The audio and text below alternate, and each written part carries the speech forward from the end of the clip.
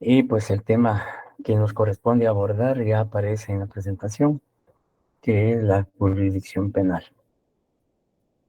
Bien, obviamente todos tenemos una idea de lo que es, aunque sea muy elemental, de lo que es la jurisdicción y la competencia, que son dos temas pues, que fueron abordados en su momento en teoría del proceso y creo que en derecho, introducción al derecho. En ese sentido, pues todos obviamente tendrán una idea, una noción de lo que significa la jurisdicción desde el punto de vista amplio o general y también ya la jurisdicción analizada desde el punto de vista penal. De manera que si yo le pregunto a Marta Sofía, ¿para usted qué es la jurisdicción?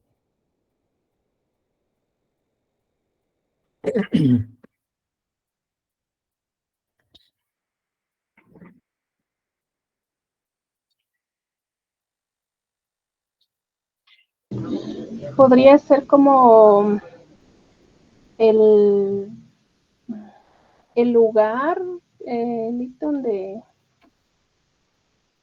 donde ejercen. No sé si estoy mal con eso. Wendy Johanna, ¿qué nos puede decir en relación a la jurisdicción? Buenas noches, licenciado. Es Buenas el noches. poder que tienen las autoridades para juzgar. Ya, poder que tienen las autoridades para juzgar. Muy bien. Elmer García, ¿qué puede adicionar al respecto? Buenas noches, licenciado. Buenas noches. Es precisamente la capacidad o el poder de juzgar y hacer ejecutarse lo juzgado. Ya. Ujú. Bien. Sí, en Buenas efecto, noches, ¿alguien más? licenciado. Buenas noches, dígame, Es Lidia. el ámbito del territorio, la validez de la norma, podría ser. Ajá, ajá. En, bueno, tomando en cuenta la jurisdicción que pueda tener cierto juez, por Ujú. decirlo así. Sí, está bien. Rocío dice que es el poder o lugar que se tiene para juzgar. Muy bien. Sí, como les decía inicialmente, todos tienen una noción de lo que es la jurisdicción, tanto analizada desde el punto de vista amplio o general, como desde el punto de vista del derecho procesal penal. En ese sentido, pues partamos del fundamento legal de la jurisdicción y de la competencia. La encontramos en el artículo 203 al 222 de la Constitución Política de la República de Guatemala. Recordemos que el artículo 203 constitucional establece que la potestad de juzgar y ejecutar lo juzgado compete con exclusividad a la Corte Suprema de Justicia y demás tribunales de la República. Pero además, la Constitución habla o regula todo lo relacionado a lo que es la Corte Suprema de Justicia y el organismo judicial, su organización, su estructura, así de una manera muy general, pues ya esto lo desarrolla concretamente la ley del organismo judicial. Entonces, el fundamento constitucional del tema abordado está, decía, a partir del artículo 203 al 222 constitucional, pero también el artículo 37, encontramos también un fundamento en el artículo 37 al 53 del Código Procesal Penal. Y también en el artículo 57 al 112 de la Ley del Organismo Judicial. Estos tres cuerpos normativos hacen alusión a lo que es la jurisdicción y competencia, no solo en el ámbito amplio, sino también en el ámbito del derecho procesal penal. Desde el punto de vista amplio o general, podemos decir que la jurisdicción, en términos generales, es el poder del Estado de juzgar o ejercer la función judicial. Es decir, el Estado, a través de las instituciones creadas para ese efecto, en este caso, de acuerdo al artículo 203 de la Constitución, pues será la Corte Suprema de Justicia y el organismo judicial, que son las únicas con exclusividad que pueden ejercer jurisdicción. Ninguna otra institución del Estado puede arrogarse esta función de juzgar y ejecutar lo juzgado. Solo la Corte Suprema de Justicia y los tribunales de la República. Y por supuesto, el Estado ahí manifiesta su autoridad, su poder a través de los órganos jurisdiccionales. Y desde el punto de vista del derecho penal y procesal penal, la jurisdicción es la potestad de administrar justicia en materia penal. Aquí pues ya se circunscribe la jurisdicción al ámbito estrictamente del derecho penal. Entonces, prácticamente ya con estos aspectos o estos elementos dejamos establecido no solo el fundamento constitucional, el Código Procesal Penal y el Código Judicial de la jurisdicción. Y además, pues ya dejamos plasmado digamos, los elementos que debemos exponer en un momento dado en relación a la jurisdicción y jurisdicción penal. Bien, en ese sentido, entonces, establecimos ya que desde el punto de vista penal, la potestad de administrar justicia en materia penal.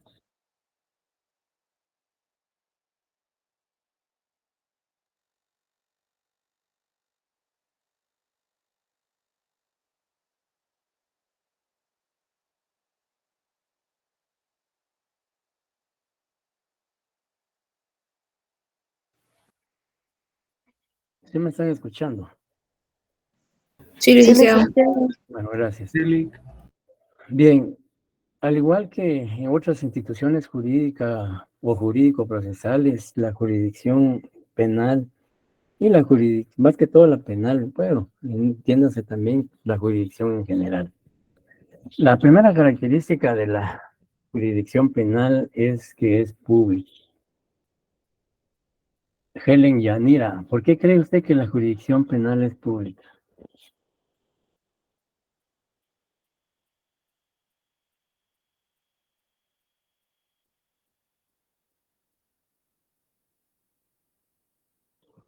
¿Qué me está escuchando, Helen Yanira? Sí, licenciado, estoy escuchando. Buenas noches. Buenas noches. Porque es pública. Sí, pública la jurisdicción.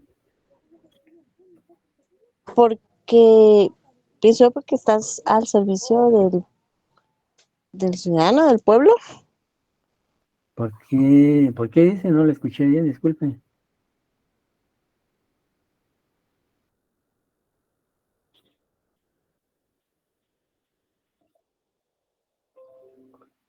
Porque lo ejerce el Estado, licenciado. Porque está Ya, ahí sí que para el servicio del público. lo ofrece el Del, Estado al servicio de la población. ¿Alguien más quisiera opinar al respecto? ¿Por qué es pública la jurisdicción penal? Buenas noches, yo pienso que es Bueno, pública porque el encargado es el Estado, ¿verdad? ajá. Sí, Rocío dice porque lo ejerce el Estado.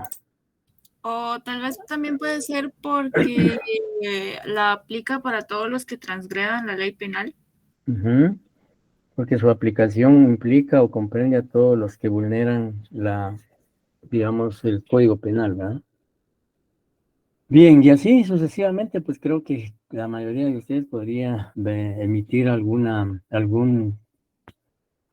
ideas en relación a lo que es la publicidad de la jurisdicción penal. Y en efecto, es pública, como lo señalaban varios de ustedes, porque el Estado, a través de las instituciones, en este caso órganos jurisdiccionales que han sido creados para ese efecto, desarrollan esa función, que es la de juzgar y ejecutar lo juzgado. Es decir, que esa función la desarrolla un ente estatal, un órgano estatal, que constitucional y legalmente ha sido creado para ello. Y es pública porque esa función jurisdiccional va dirigida hacia las personas particulares que, como decía Ashley, vulneran la norma penal o incurren en la comisión de un hecho delictivo y como consecuencia de ello son sometidos a un proceso penal. Entonces, por esas razones y circunstancias, pues la jurisdicción penal es pública, porque se genera una relación procesal, jurídico-procesal entre un ente del Estado y personas particulares. Además,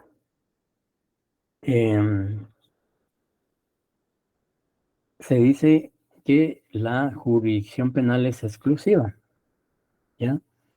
Pero además, ¿qué comprende la jurisdicción penal? O sea, ¿qué le corresponde a la jurisdicción penal?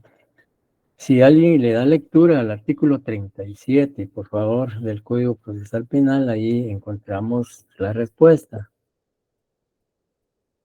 Yo lo tengo. Por favor. La jurisdicción, Sí, perdón. por favor. Sí, continúo. Corresponde a la jurisdicción penal el conocimiento de los delitos y las faltas. Ahí Los dejemos. tribunales, Bueno, ahí. siga, está bien, siga, por favor. Los tribunales tienen la potestad pública con exclusividad para conocer los procesos penales, decidirlos y ejecutar sus resoluciones. Gracias. Bien, claramente en el artículo 37 encontramos la característica de que es pública, ¿no? Ya dijimos las razones por qué es que la jurisdicción penal es pública. Pero además la tiene como característica que es exclusiva. ¿Y por qué es exclusiva? Porque la función de juzgar y ejecutar lo juzgado está otorgada, valga la redundancia, con exclusividad para los órganos jurisdiccionales. Ninguna otra autoridad puede ejercer la jurisdicción penal, solo los tribunales de justicia en materia penal.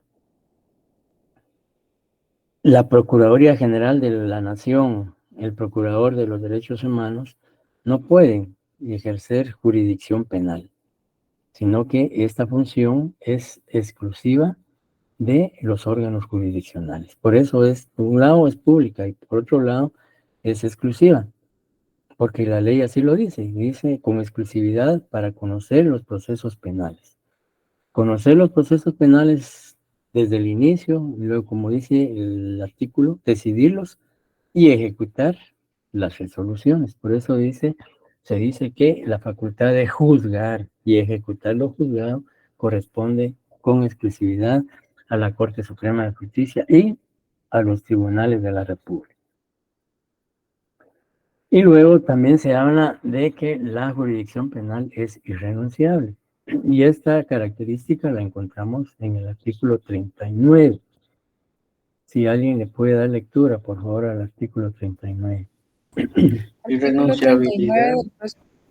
Uh-huh. Sí, por favor.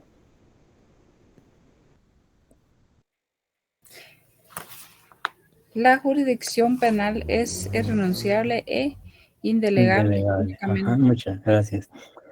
¿Por qué es irrenunciable la jurisdicción penal? Pues obviamente si la Constitución ha originado o ha dado origen o nacimiento a los órganos jurisdiccionales y les ha asignado con exclusividad juzgar y ejecutar lo juzgado, pues estas instituciones no deben ni pueden renunciar a esa función, porque fueron creadas legalmente precisamente para ejercer jurisdicción penal. No pueden entonces renunciar a esa función que constitucionalmente les ha sido asignada o delegada. ¿Ya? Entonces, dice la jurisdicción penal es irrenunciable e indelegable. Entonces, prácticamente ningún juez o tribunal penal puede dejar de conocer un proceso penal. Es decir, su obligación es conocerlo, porque para ello tiene esa jurisdicción y esa competencia. Si bien es cierto que por algunas razones o algunas circunstancias jurídicas ilegales, un juez que está conociendo un proceso penal puede dejar de conocer porque hay impedimento, porque hay recusaciones, porque hay excusas, o otra circunstancia, pues deja de conocerlo, pero ese proceso penal va a ser conocido por otro juez. O sea, se mantiene entonces la jurisdicción penal con un juez distinto. Entonces, ningún juez o ningún tribunal puede renunciar a esa función que le ha sido asignada de acuerdo a la ley. Por eso es irrenunciable. Y es indelegable. Y es indelegable porque esta función asignada a los órganos jurisdiccionales no puede transmitirse o no puede trasladarse, para usar términos muy comunes, a otras instituciones o a otras autoridades. Por eso es que no se puede delegar. Un juez penal no puede delegar el conocimiento de un proceso a un juez civil, por ejemplo, o a un juez laboral, a un juez de familia. No lo puede delegar. Y tampoco puede delegar su jurisdicción penal a otra autoridad, por ejemplo, al Procurador de los Derechos Humanos, al Contralor General de Cuentas, a la Procuraduría General de la Nación.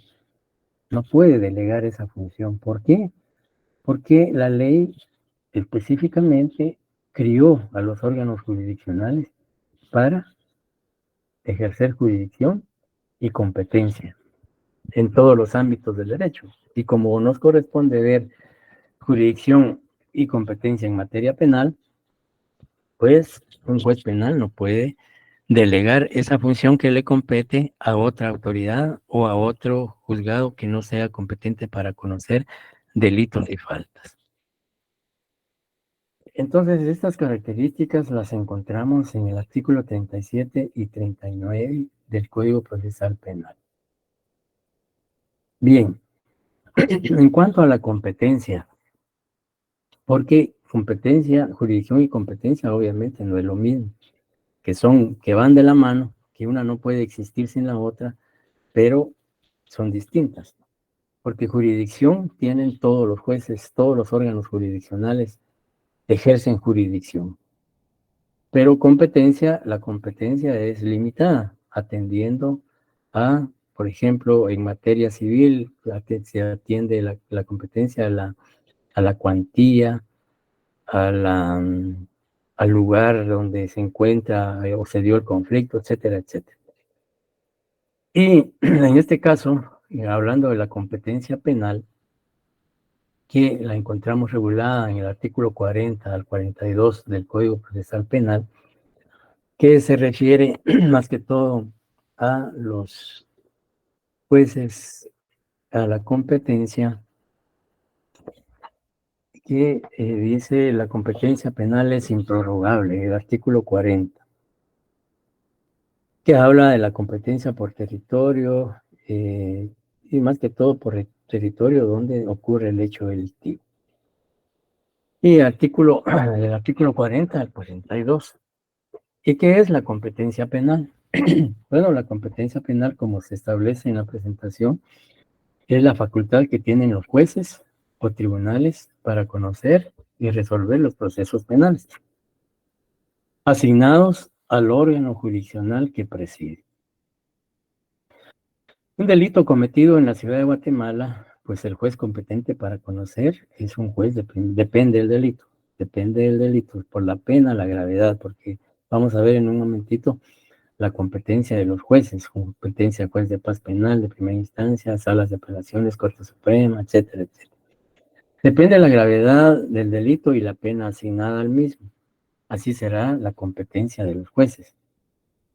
Por ejemplo, un delito es cometido por una persona en Guatemala, pensemos en un homicidio, pues es un delito grave y pues sabemos que la pena del homicidio es mayor. Es, aparte de que es un delito grave, el artículo 123 del Código Procesal Penal establece que la pena asignada al delito de homicidio es la mínima de 15 y la máxima de 40 años. Pero, digamos, obviamente, este delito, por la pena y la gravedad, corresponde conocerlo a un juez de primera instancia penal. Pero, digamos, en este caso, les decía que Si un delito es si asesinato es cometido en Guatemala, pues el juez competente será uno de los jueces de primera instancia penal de la ciudad de Guatemala. Si el delito fue cometido en Mazatenango, pues será competente para conocer el juez de Mazatenango, atendiendo a la competencia que tiene en ese ámbito territorial o en ese espacio geográfico. Entonces, la competencia penal es la atribución o es la función asignada a un juez o un tribunal penal para conocer todos los procesos penales que se inicien en su judicatura o en su despacho o en el juzgado que él preside, etcétera, etcétera. No sé si está quedando claro lo que hemos manifestado hasta el momento. Sí, licenciado, gracias. Sí, licenciado. Muy bien. Bueno, entonces dejamos lo que es la competencia penal y nos vamos a lo que es, acá nos vamos a saltear, permítanme, vamos a ver, competencia, luego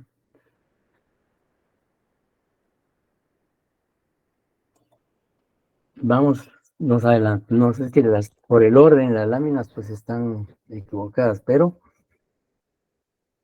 veamos qué jueces y tribunales tienen competencia en materia penal. El artículo 43 del Código Procesal Penal dice que tienen competencia en materia penal los siguientes tribunales, jueces y tribunales. ¿Alguien que le dé lectura al artículo 43, por favor? Yo le Por favor. Artículo 43, competencias. Tienen competencia en materia penal los jueces de paz, los jueces de primera instancia, los jueces unipersonales de sentencia, los tribunales de sentencia, los jueces de primera instancia por procesos de mayor riesgo, tribunales de sentencia por procesos de mayor riesgo y las salas de la Corte de Apelaciones, la Corte Suprema de Justicia y los jueces de ejecución. Gracias, de inicio. Bien, entonces el artículo 43 clasifica y señala concretamente qué jueces y qué tribunales tienen competencia para conocer los procesos valga la redundancia, los procesos penales. El código inicia desde los jueces de paz, que son los de menor jerarquía, según la clasificación y la estructura del organismo judicial. Y así lo establece el Código Procesal Penal. Jueces de paz penal. ¿Qué competencia tienen los jueces de paz penal? ¿O qué procesos penales conocen los jueces de paz penal? En primer lugar, de acuerdo al artículo 44, literal A, dice que los jueces de paz juzgarán las faltas, es decir, todas las faltas reguladas en el Código Penal lo conocen los jueces de paz penal. Además, dice los delitos contra la seguridad del tránsito y aquellos cuya pena principal sea de multa, conforme el procedimiento específico de juicio de faltas que establece este código. En primer lugar, entonces, conocen las faltas, los delitos contra la seguridad de tránsito y aquellos delitos sancionados con multa. Luego dice la literal B, también dice tendrán a su cargo el control jurisdiccional de la investigación efectuada por el Ministerio Público en la forma que este código establece. Por supuesto, en los delitos que se refiere el literal A. Y también dice que conoce los delitos penados con pena de prisión que no exceda de 5 años, con excepción de los delitos contemplados en la ley contra la narcoactividad. Instruirán personalmente las diligencias que les estén señaladas. Estarán encargados de la tramitación y sobre el procedimiento intermedio y del abreviado. Conocerán además del procedimiento de liquidación de costas en los procesos de su competencia. Y así sucesivamente, artículo 44 al 44 ter habla de los jueces de paz. Lo que tenemos que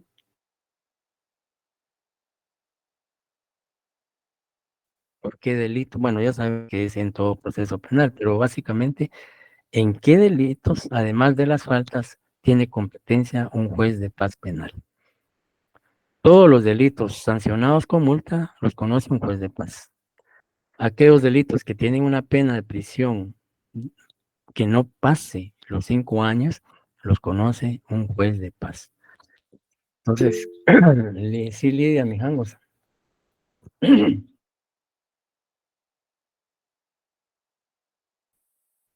Escuché bien, creo que mi internet está mal. No sé si solo ¿Me escuchan bien, yo compañeros?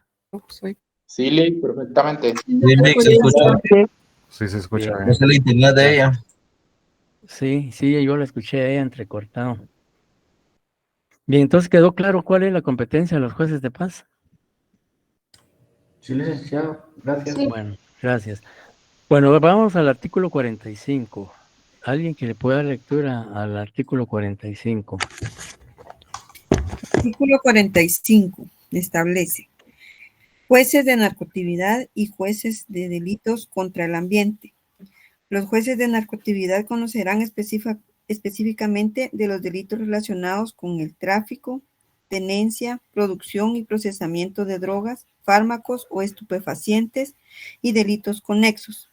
Los jueces de los delitos contra el ambiente conocerán de los delitos contra el ambiente. Ambos se dividen literal A, jueces de primera instancia de narcoactividad y jueces de delitos contra el ambiente, quienes tendrán a su cargo el control jurisdiccional de los actos de investigación relacionados con los delitos de su competencia.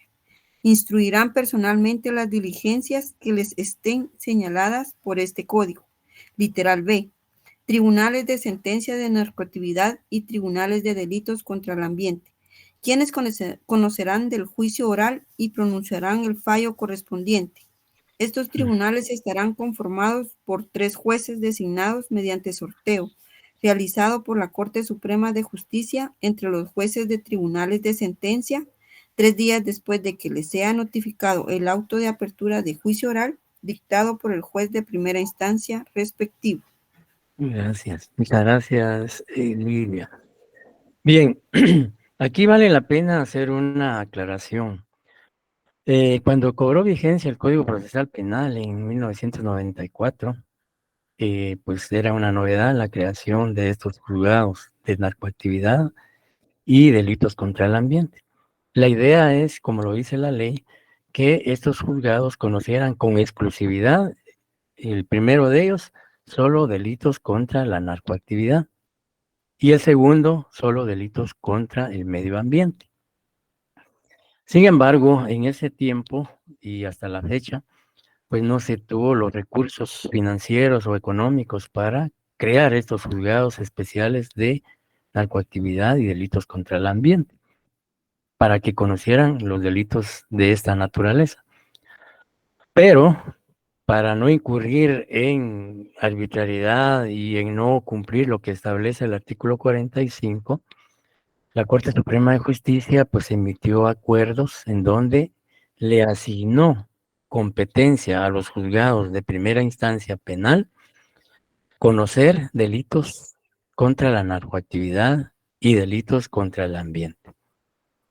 Por eso es que hoy en día los juzgados de penales en toda la República, sobre todo en la ciudad de Guatemala, que son varios, se denominan, por ejemplo, juzgado primero de primera instancia penal, narcoactividad y delitos contra el ambiente, que conocen no solo otros delitos, sino también conocen delitos contra la ley de narcoactividad y contra delitos contra el medio ambiente.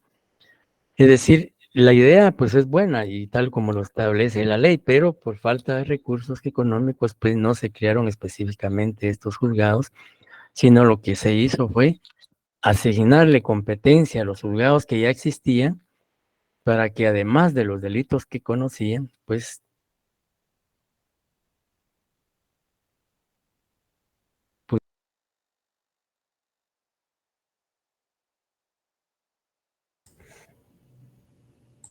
¿No se le escucha, Lee?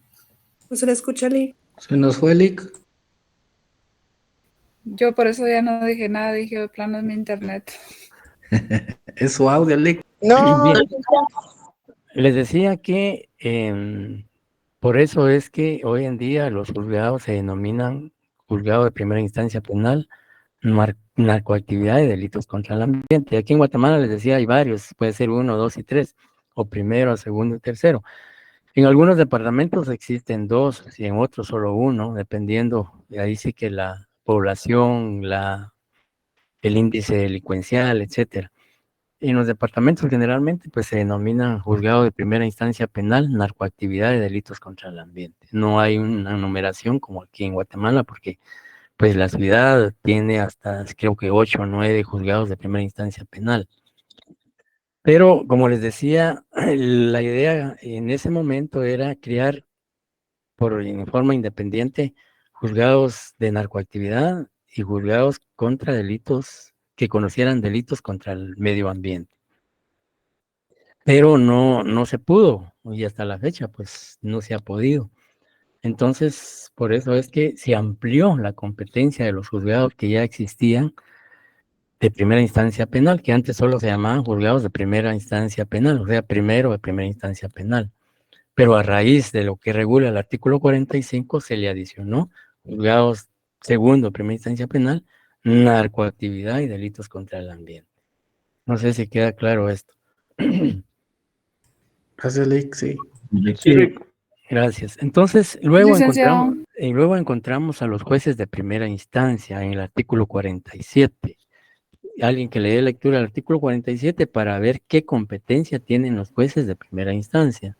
Jueces de primera instancia. Los jueces de primera instancia tendrán a su cargo el control jurisdiccional de la investigación efectuada por el Ministerio Público, en la forma que este código establece, para los delitos cuya pena mínima exceda de 5 años de prisión y de todos aquellos delitos contemplados en la ley contra la narcoactividad o cualquier otra ley que regule esta clase de hechos delictivos. Además, instruirán personalmente las diligencias que específicamente les estén señaladas por ley.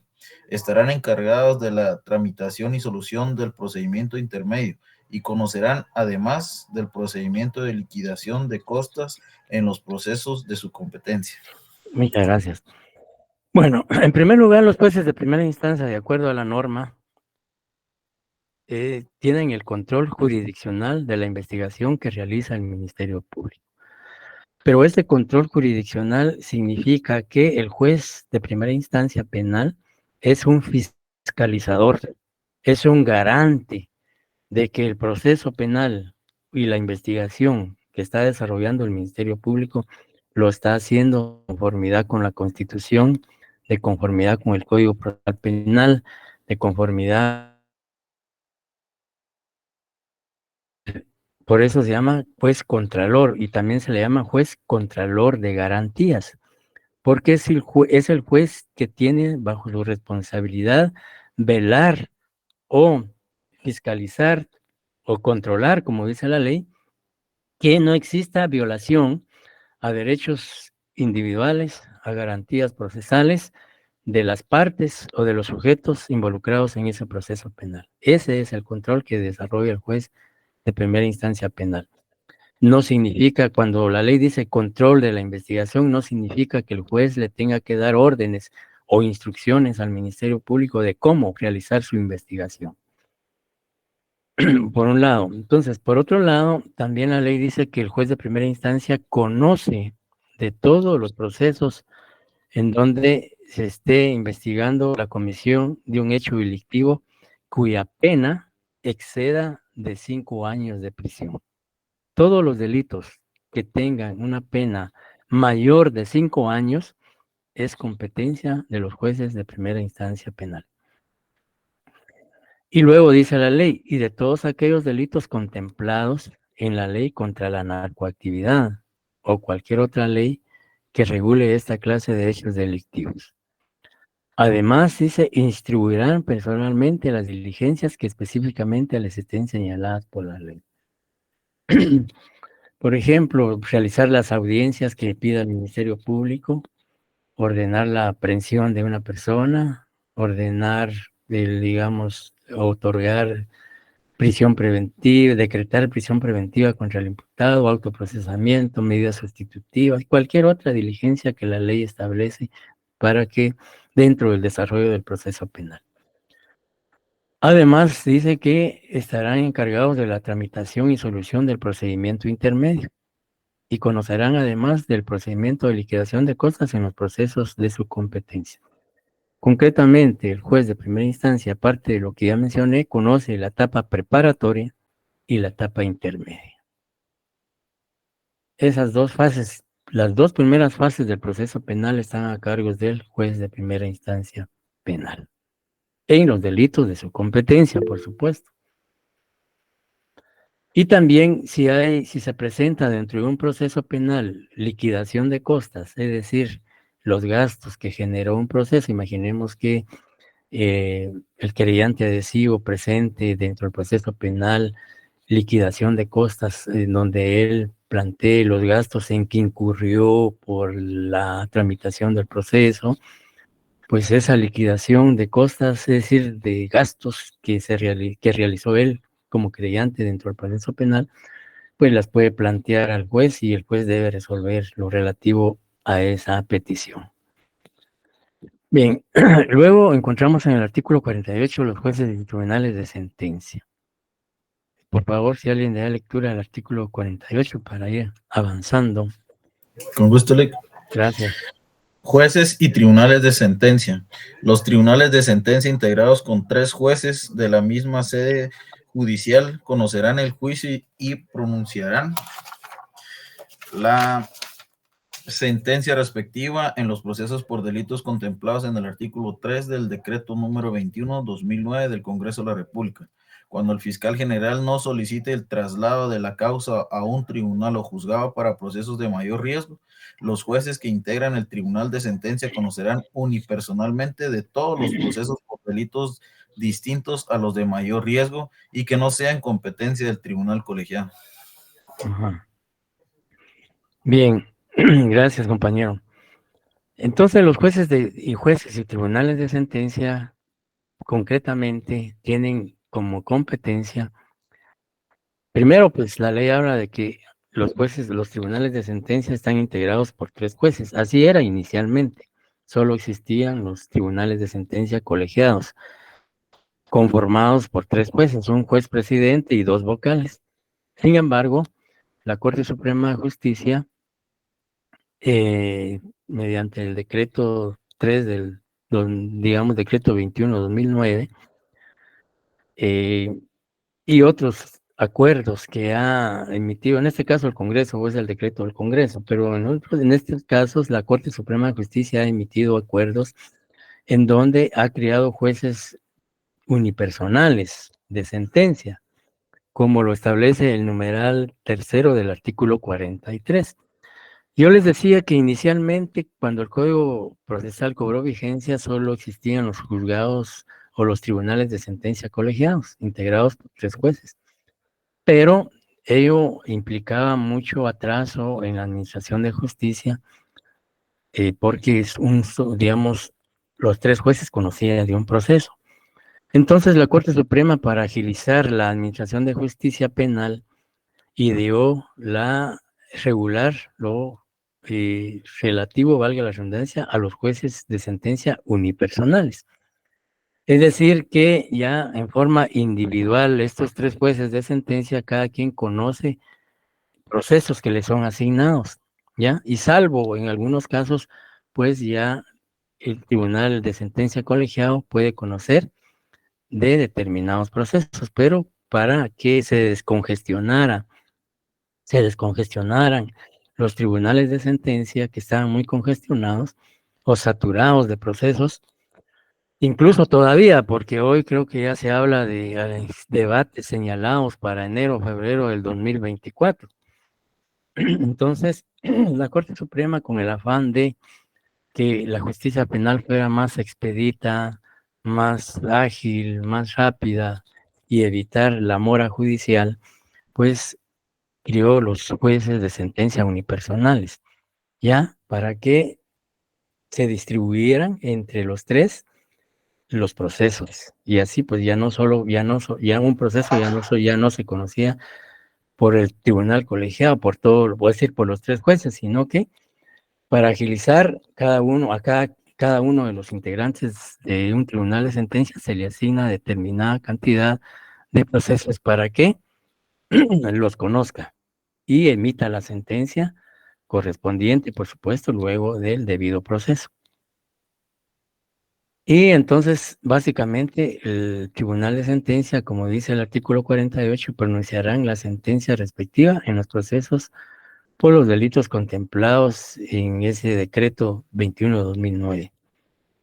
Hay una lista, pueden consultar ese decreto en la página de la Corte o en internet y ahí se están clasificados los delitos que conocen. Bien. Luego, también dice el segundo párrafo, aquí viene los jueces unipersonales. Dice, los jueces que integran el tribunal de sentencia conocerán unipersonalmente de todos los procesos por delitos distintos a los de mayor riesgo y que no sean competentes del tribunal colegiado. ¿Ya? El tribunal colegiado dice, digamos, el decreto es el decreto 21/2009 del Congreso. Ahí está el listado de delitos que conocen los jueces colegiados. Y los jueces unipersonales conocerán los delitos que no estén establecidos en ese decreto del Congreso. Decía que también puede consultarse el artículo 3 del decreto 7/2011 del Congreso de la República. Esos 2 decretos, el decreto 21/2009 y el decreto 7/2011. Ahí donde se reformó este artículo 48. Las salas de la Corte de Apelaciones. La sala de la Corte de Apelaciones, dice el artículo 49, conocen de los recursos de apelación, de los autos definitivos y de las sentencias del procedimiento abreviado que este código señala.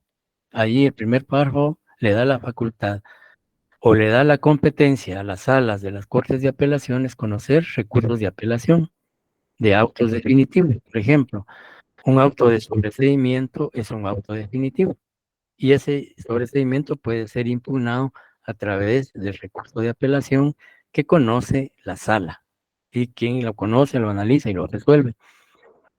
Los recursos vamos a verlos más adelante.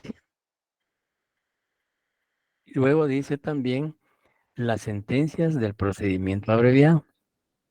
El procedimiento abreviado es un procedimiento especial o específico y en donde se emite sentencia. Esa sentencia que emite el juez de primera instancia penal o digamos que emite el juez de primera instancia en el procedimiento abreviado, lo conoce una sala si es apelado. Pero también el segundo párrafo dice que la sala conoce recursos de apelación especial contra los fallos definitivos emitidos por los tribunales de sentencia. No he avanzado la diapositiva, es la misma. Lick, buenas noches, disculpe. ¿Sí? ¿Cuáles son los autos definitivos? Perdón. Yo les decía, los autos definitivos son aquellas resoluciones judiciales que resuelven el fondo del asunto en forma definitiva. Por ejemplo, le decía que un ejemplo de un auto definitivo es un sobreseimiento. Que el sobreseimiento, básicamente, valga la redundancia, sobresee un proceso penal. Es decir, manda archivar el proceso penal porque no hubo pruebas contra el imputado o porque se dan las circunstancias que establece el artículo 320 del Código Procesal Penal. Y puede ser también un auto definitivo, una resolución dictada por un juez en donde declara la extinción de la responsabilidad penal. Estos son autos definitivos. Y esos autos definitivos son apelados, son impugnables a través del recurso de apelación. El artículo 404 del Código Procesal Penal establece de apelación y establece 13 supuestos, digamos, 13 resoluciones o casos o supuestos contra los cuales se puede plantear el recurso de apelación. Pero como les decía, eso lo vamos a analizar más adelante. Pero también las salas conocen las sentencias que emiten, valga la redundancia, los tribunales de sentencia. Dice, pero aquí el recurso que se plantea contra una sentencia, sea condenatoria o absolutoria, dictada por un tribunal de sentencia, sea unipersonal o colegiado, procede el recurso de apelación especial regulado en el artículo 415 del Código Procesal Penal, que también vamos a analizar en su momento.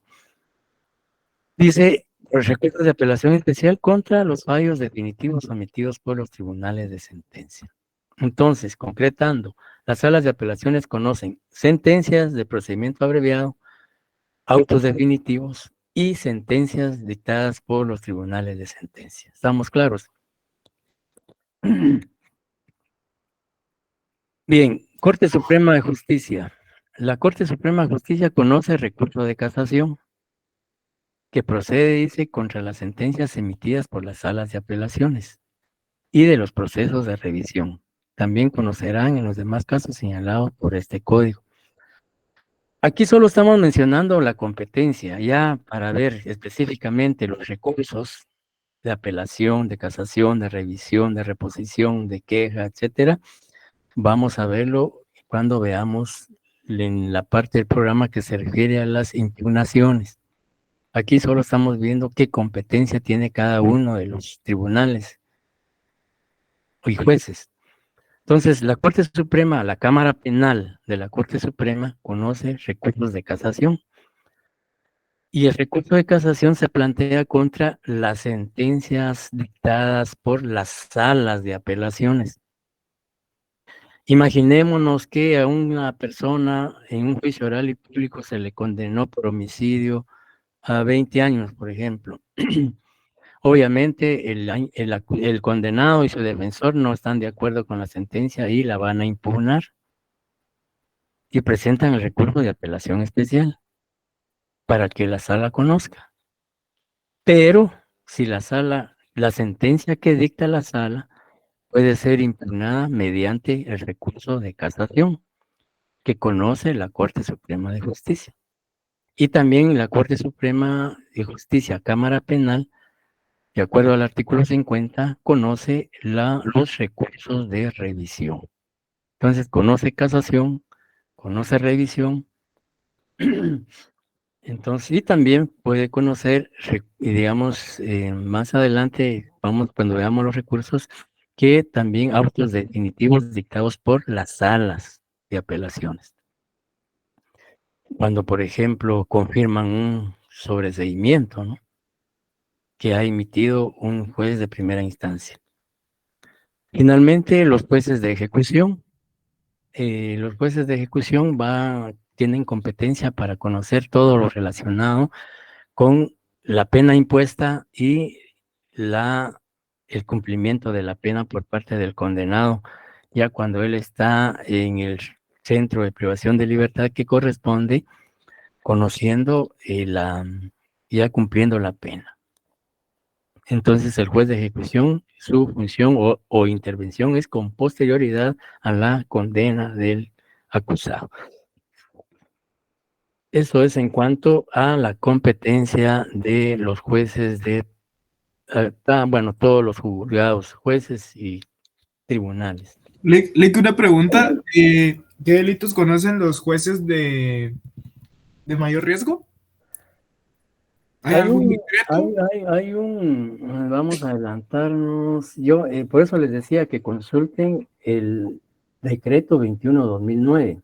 Ahí está la tabla de delitos que conocen. Ok. Y también consulten el decreto número 7/2011.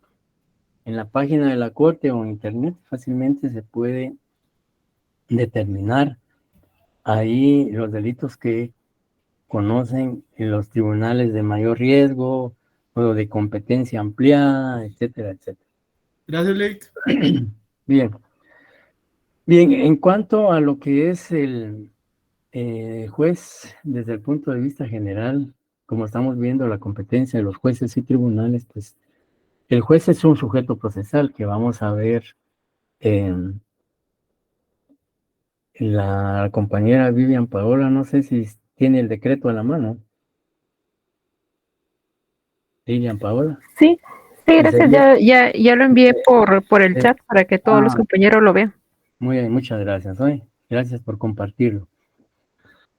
Bien, cuando veamos los sujetos procesales del proceso penal, vamos a ver al juez, Ministerio Público, defensor, acusado, querellante, etcétera. Pero como estamos viendo la competencia de los jueces y tribunales, pues es menester abordar de una vez el tema.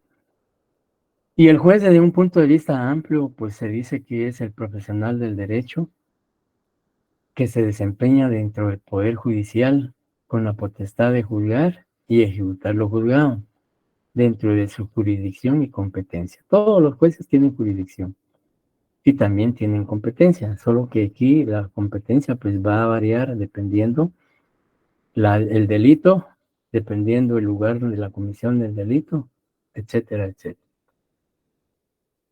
Entonces, y también el juez desde el punto de vista penal se puede decir que es el profesional del derecho que ejerce jurisdicción penal, jurisdicción y competencia penal.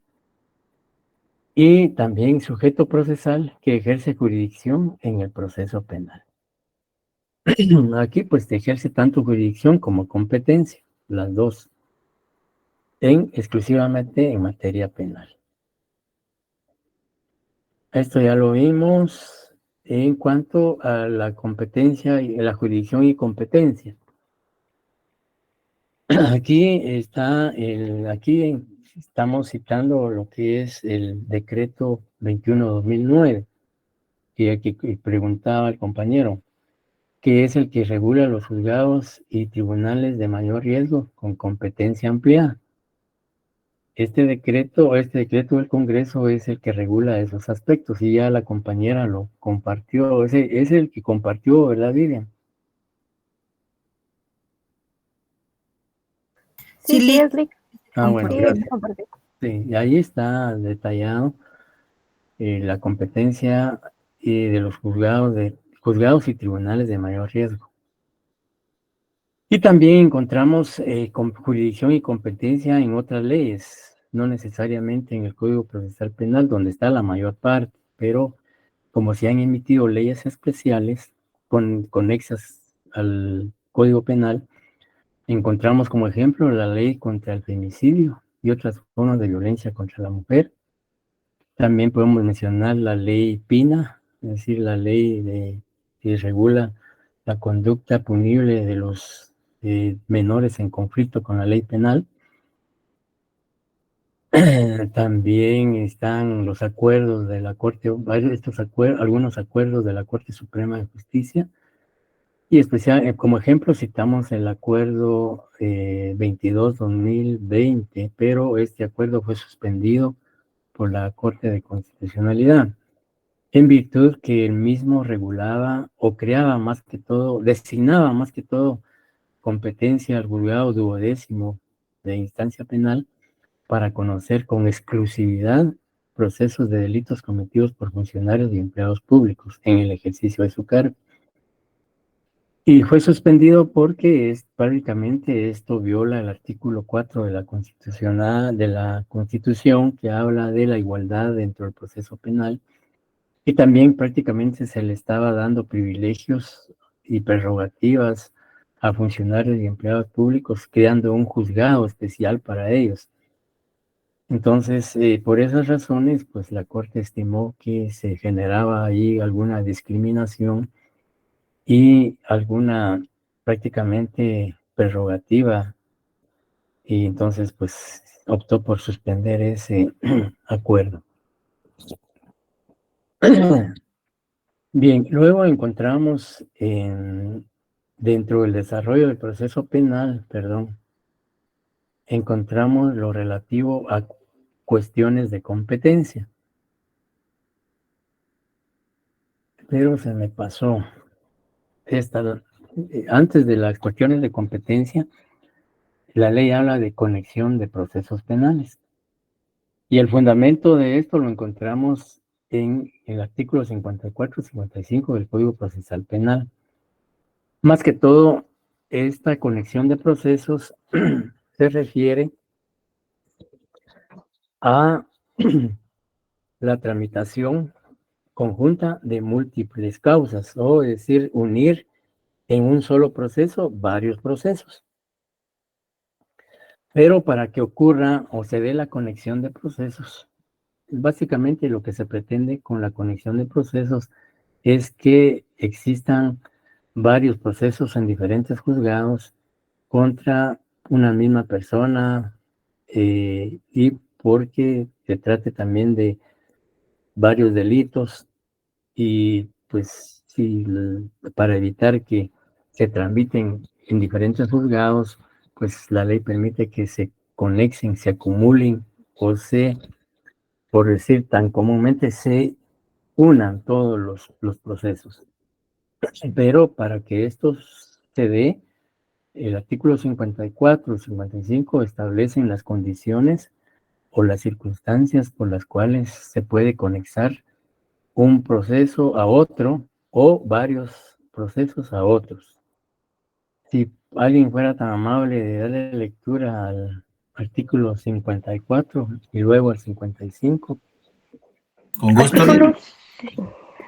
54. Cuando se trate de causas por delitos conexos de acción pública, conocerá un único tribunal, a saber, 1. El que tenga competencia para juzgar delitos más graves. 2. En caso de competencia idéntica, aquel que juzgue la causa cuya fecha de iniciación sea más antigua. 3. En caso de conflicto, el que sea designado conforme la ley. No obstante, el tribunal podrá disponer de la tramitación separada o conjunta para evitar con ello un grave retardo para cualquiera de las causas, o según convenga a la naturaleza de ellas. En caso de tramitación conjunta, mientras dura la unión, la imputación más grave determina el procedimiento a seguir. Gracias. Bien, entonces la conexión de casos, en primer lugar, dice que el que tenga competencia para juzgar delitos más graves. Pensemos, un ejemplo, que en el tribunal primero de sentencia, en el tribunal primero de primera instancia penal, se sigue proceso penal contra una persona por el delito de asesinato. Y en el juzgado segundo de primera instancia se sigue proceso penal contra esta persona por el delito de hurto. Atendiendo a lo que estipula el numeral 1 del artículo 54, pues, ¿quién es el competente para conocer de los dos procesos? El juzgado primero, ¿Por qué? que la gravedad del delito es mayor. Considero yo que el asesinato es de mayor gravedad que a un hurto. Ajá, exacto. Entonces, el competente para conocer un solo proceso para que el delito de robo se conexe al de asesinato será el juez primero, porque siendo el delito más grave cuya pena es mayor. En el segundo supuesto, en caso de competencia idéntica, aquel que juzga al mismo ejemplo, si en el juzgado primero se tramita proceso penal contra una persona por asesinato y en el segundo también por el delito de asesinato, ¿quién es competente para conocer? Pues el que el que esté más antiguo, o sea, el quien lo haya iniciado primero. Exacto. Imaginémonos que el primer caso del primero se inició en enero y en marzo se inició el segundo, pues entonces se conecta al juzgado que está conociendo o que empezó a conocer el proceso en el mes de enero. Hay competencia idéntica, pero por el inicio del proceso se conecta al más antiguo. El tercer caso dice, en caso de conflicto, el que sea designado conforme la ley. En caso de conflicto se da cuando dos tribunales de la misma jerarquía, en este caso pensemos en el mismo ejemplo, el primero, juzgado primero y segundo, primera instancia, que ninguno de los dos quiera admitir la conexión, argumentando cualquier causa. Para dirimir esta circunstancia o este conflicto, pues será la Corte Suprema de Justicia, la Cámara Penal de la Corte Suprema de Justicia, la que debe decidir quién de los dos es el competente para seguir conociendo el proceso. Porque hay un conflicto entre ellos, es decir, ninguno de los dos admite ser el competente. Y ninguno de los dos quiere continuar con el trámite del proceso. Entonces se plantea ante la Cámara Penal de la Corte Suprema un conflicto de competencia para que la Corte Suprema, a través de la Cámara mencionada, decida quién de los dos debe seguir conociendo el proceso penal. Veamos ahora el artículo 55. ¿En qué casos puede darse la conexión, además de lo que establece el artículo 54? Artículo 55. Casos de conexión. Habrá conexión. Número 1. Cuando en una misma persona se le imputen dos o más hechos punibles. Número 2. Cuando los hechos hubieran sido cometidos simultáneamente por varias personas reunidas o aunque hubieran sido cometidos en distintos lugares o tiempos, si hubiese mediado un propósito común o acuerdo previo. Número 3. Cuando uno de los hechos punibles imputados hubiera sido cometido para perpetrar o facilitar la comisión de otro, o procurar a un partícipe o a otros el provecho o la impunidad. Número 4. Cuando los hechos punibles imputados hubieran sido cometidos recíprocamente. Gracias, Lilia. Bien, claramente el artículo 55, también aunado a lo que ya establece el artículo 54, especifica claramente en qué casos procede la conexión de procesos. ¿Alguna duda? Y esto pues también, como les decía claramente, el artículo así lo señala. ¿Algún comentario o duda al respecto antes de continuar? Bien, además de la conexión de procesos, la ley habla sobre cuestiones de competencia, es decir, cuando una de las partes o de los sujetos procesales admitidos dentro del proceso penal puede hacer planteamientos, requerimientos o peticiones por considerar que un juez no es competente para conocer o que deje de conocer y qué juez es el competente para conocer. A partir del artículo 56 al 61 están las cuestiones de competencia. Y la ley, en primer lugar, hace referencia a las situaciones de cuestiones de competencia. Para entender qué es una inhibitoria, pues en primer lugar se señala qué debemos entender cuando un juez se inhibe de conocer. Y inhibirse de conocer un proceso penal significa o consiste en impedir a un juez o tribunal que continúe conociendo en un proceso por carecer de competencia procesal para él. Es decir, el juez que está conociendo un proceso no es el competente, por lo tanto se le solicita que deje de conocer, que se inhiba, ¿ya? Inhibirse significa dejar de conocer.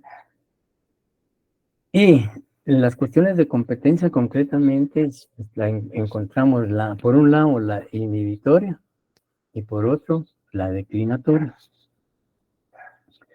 ¿En qué consiste la inhibitoria?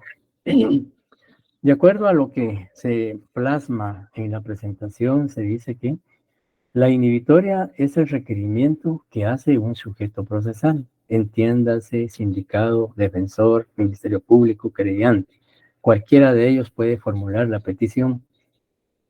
Y se formula, dice, al juez o tribunal que consideran competente para conocer, al que ya está conociendo, que se abstenga de seguir tramitando por no ser el competente y se lo remita. Ejemplo, puede ser que un juez de paz penal está conociendo un proceso por el delito de homicidio. ¿Será competente el juez de paz penal para conocer el delito de homicidio? No, Lick, No, ¿Por qué no? porque excede 5 años. Muy bien. ¿Qué más?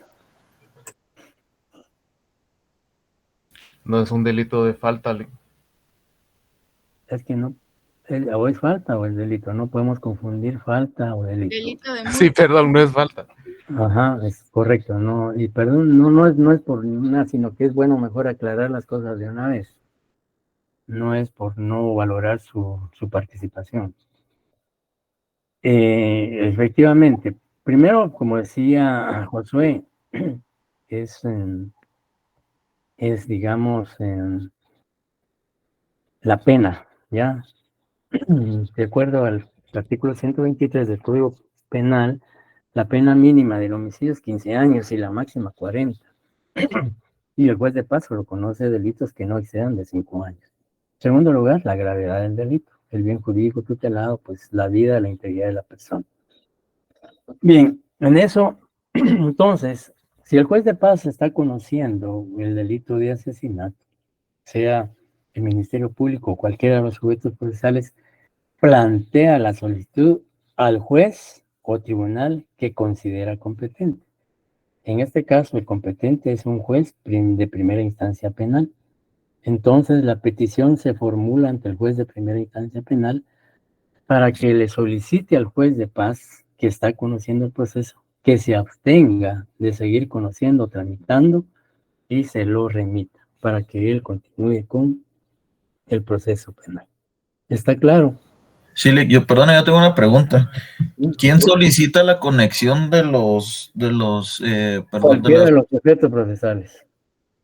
Puede ser el Ministerio Público, el abogado defensor, el procesado o el querellante, si existiera dentro del proceso. Gracias, Lick. O incluso la ley no dice que se haga de oficio, ¿verdad? Pero puede, en un momento dado, el juez de oficio puede hacerlo también. ¿Existe alguna formalidad, Lico, digamos, a la hora de que las partes procesales inicien el proceso, digamos, el abogado defensor o cualquiera de las partes se pronuncie y haga la aclaración de la misma? Ajá, exacto. Y lo debe hacer, lo debe hacer. Cualquiera de los sujetos procesales, al percatarse de que un juez que está conociendo un proceso penal que no es competente, inmediatamente debe de hacerlo, pedir la inhibitoria o la declinatoria. Cualquiera de las dos. La declinatoria también es una solicitud que pueden formular cualquiera de los sujetos procesales. Aquí la solicitud se plantea ante el juez o tribunal que está conociendo el proceso para que deje de tramitarlo por no ser competente y remita las actuaciones al correspondiente o al juez que corresponde. En el ejemplo que planteaba anteriormente, el que está conociendo el proceso penal por asesinato es el juez de paz. Entonces la petición la dirigen al juez de paz porque él está conociendo y se le solicita que deje de conocer o tramitar el proceso porque no es competente y lo remita al juez competente. ¿Está claro? Sí, licenciado. Las dos son peticiones que formulan las partes. ¿Qué diferencia hay entonces entre la inhibitoria y la declinatoria?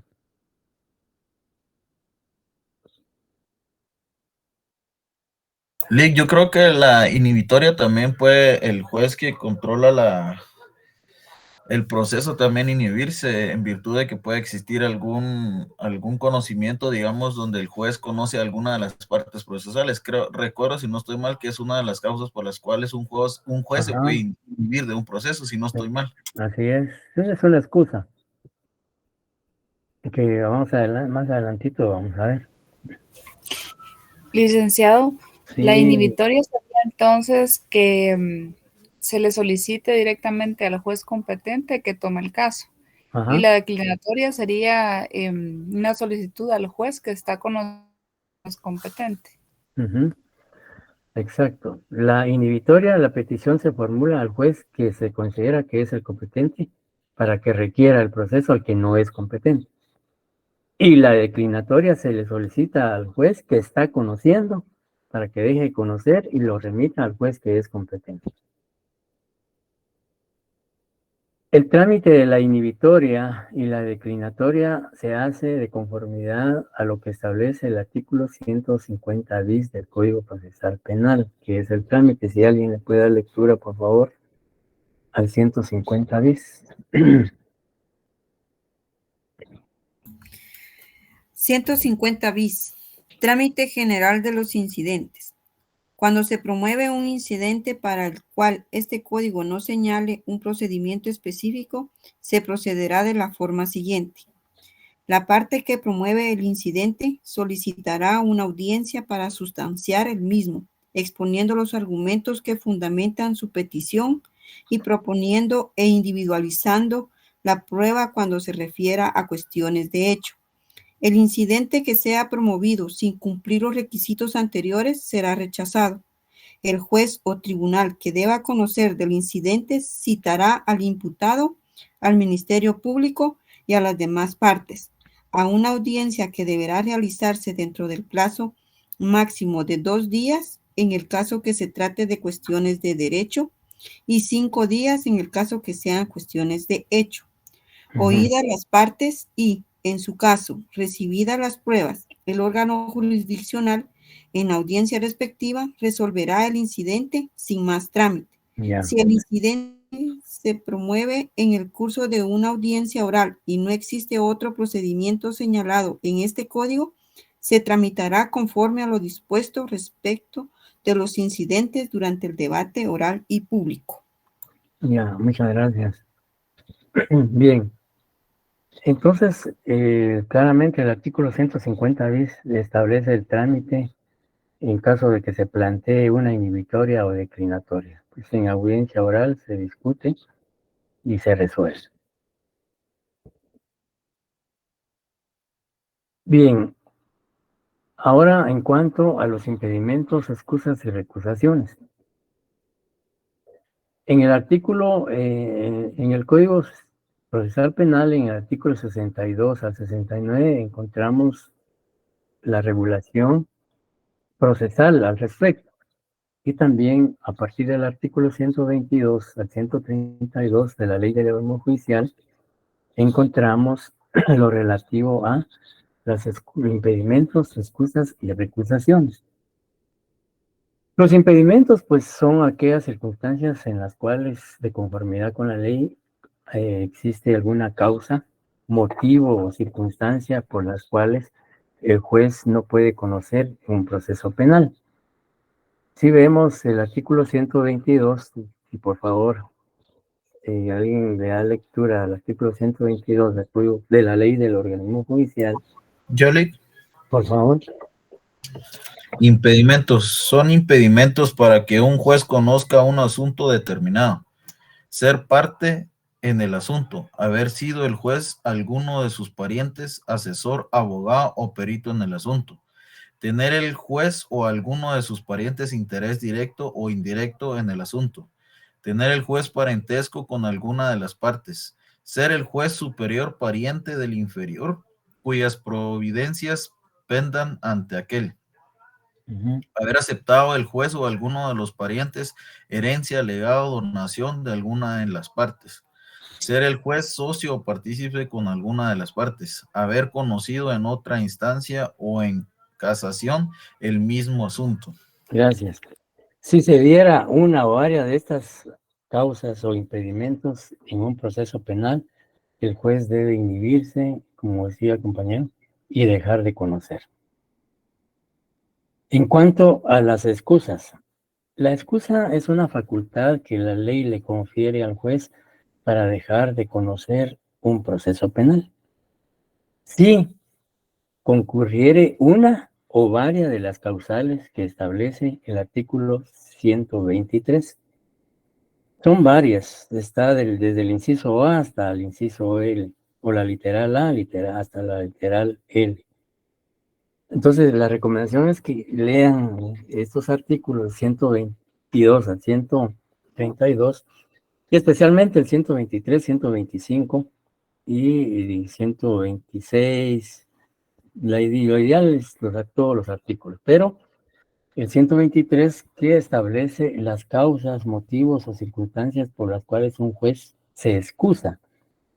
Es decir, cuando se habla de excusa, les decía que es el derecho, la facultad que la ley le otorga al juez para que él deje de conocer un proceso penal, siempre y cuando concurra una o varias de las causas que establece el artículo 123.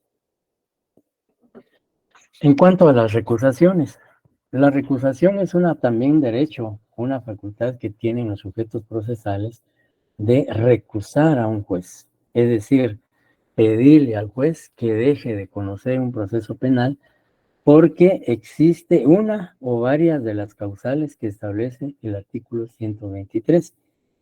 Porque el artículo 125 de la ley del organismo judicial dice, son causas de recusación las mismas de los impedimentos y de las excusas. Si cualquiera de los sujetos procesales estima que se da una o varias de los impedimentos y de las causales de excusa, plantea la recusación contra el juez. ¿Ya?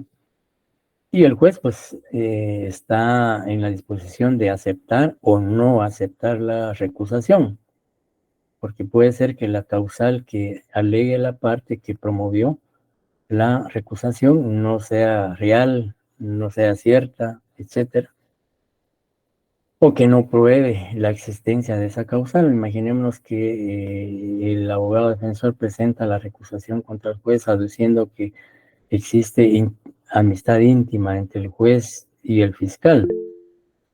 Ya, entonces, si no demuestra la existencia de esa amistad realmente, pues obviamente no hay prueba que demuestre que existe esa amistad. Por lo tanto, pues la recusación la pueden declarar sin lugar.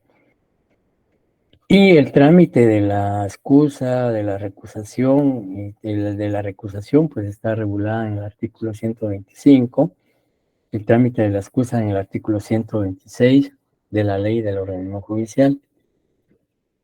Sin embargo, en el artículo del Código Procesal, a partir del artículo 65, habla del trámite también. El artículo 66 básicamente habla del trámite, la competencia de los impedimentos, de excusas. Dice que se regularán por lo establecido en la ley del organismo judicial. El artículo 66 del Código Procesal Penal. Entonces, Nick, digamos... perdona, yo tengo una pregunta. Sí, dígame. Si en dado caso alguna de las partes procesales solicita la recusación, digamos, pero obviamente puede obrar, digamos, la imputación dentro de la primera etapa, que es la primera declaración, ¿podría la defensa solicitar, digamos, una medida sustitutiva al imputado en lo que se remite, digamos, el expediente o el caso a otro juez? Ya. Realmente, si digamos en la primera declaración el abogado defensor solicita la aplicación de medidas sustitutivas, el juez tiene la facultad de otorgarlas si es procedente de conformidad al artículo 168 y 69 del Código Procesal Penal, si el delito imputado no tiene prohibición de otorgar medidas sustitutivas. Y también puede denegarla si el delito por el cual está siendo imputado y procesado el sindicado es un delito que no permite la aplicación de medidas sustitutivas.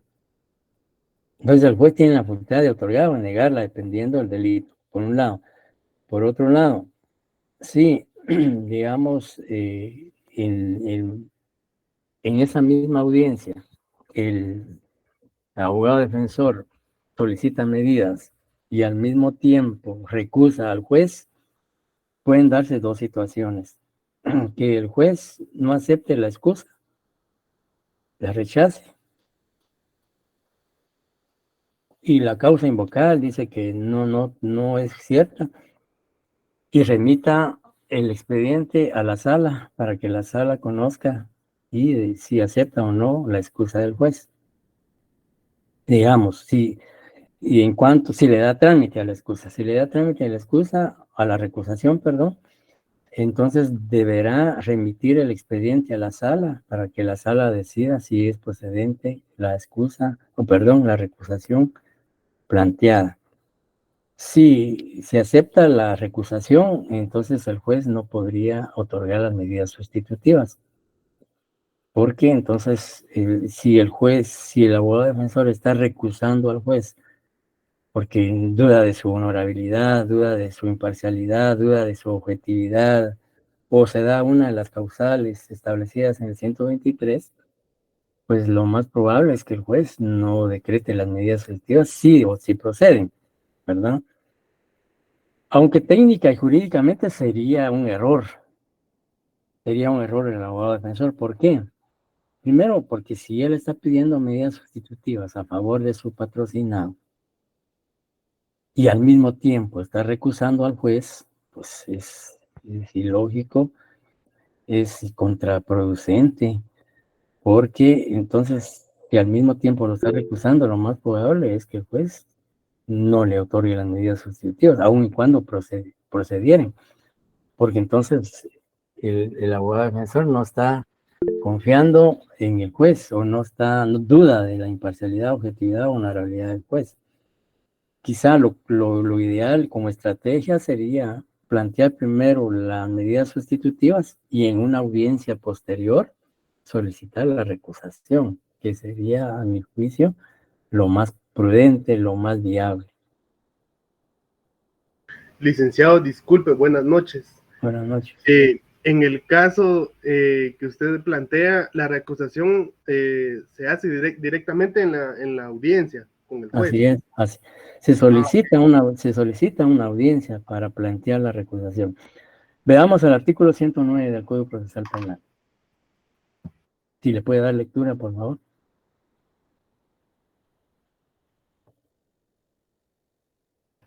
Deme chance, 109 dijo, ¿verdad? Sí, por favor.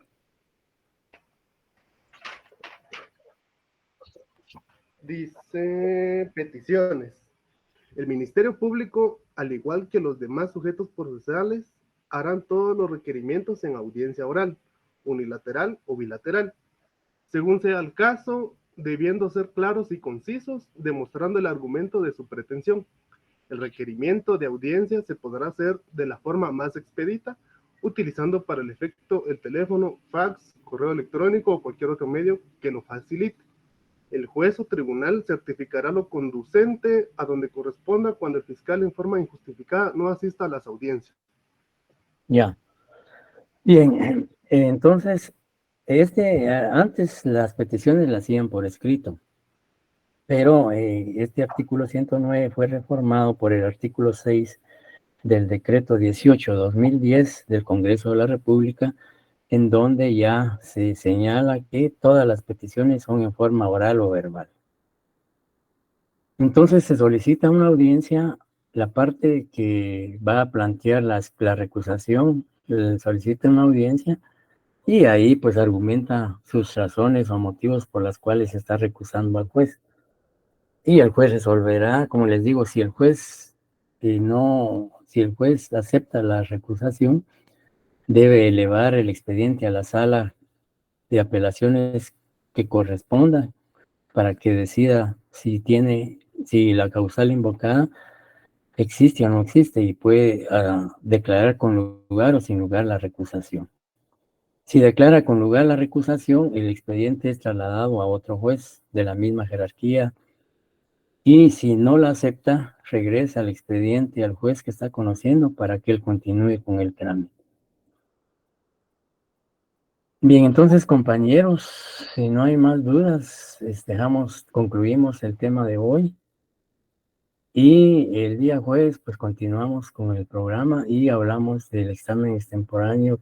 Posiblemente exista algunos que no se lo hizo, pero que haya justificado y debidamente como lo establece la normativa. Hasta el momento yo no he recibido de coordinación ninguna petición, pero de todas maneras hablamos el jueves del mismo. Bien, les deseo una feliz noche y un buen descanso y primero Dios, nos estamos saludando el día jueves para continuar con el contenido del programa.